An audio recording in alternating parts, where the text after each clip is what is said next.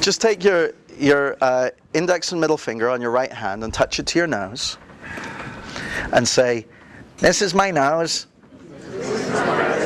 And then touch it to your mouth and say, "This is my mouth." Then touch it to your throat and say, "This is my throat." And to your chest, "This is my chest." And then to your belly and say, "This is my belly. And if I speak from here, wonderful things will happen." You guys are the most compliant group I've ever worked with. Thank you. Sit down. Voice tone is very, very, very powerful. Because here's the thing. When you're using when you've got a pleasant voice tone, people don't just listen with their ears. They listen with their entire body. All the cells in their neurophysiology respond to pleasant vibrations.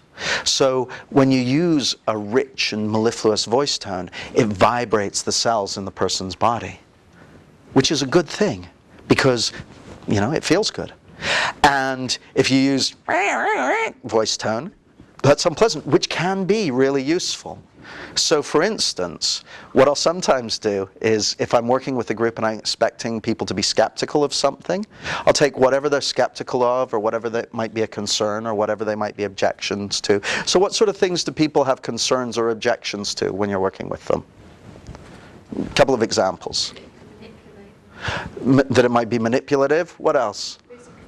Losing control. I heard this great Richard Bandler story. He was taking questions in a course and someone put up their hand and said, "I've heard NLP is manipulative." And Bandler goes, "Yeah, me too."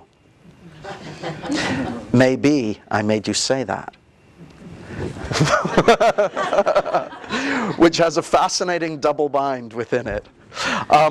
Yeah, sure. Now, one of the things in that case I might do is say, now sometimes when I'm introducing people, when I talk to people about hypnosis, they'll say, "Oh, hypnosis, that's really manipulative." But I know that you recognize that it's about what the intention is and about giving you control over your own mind.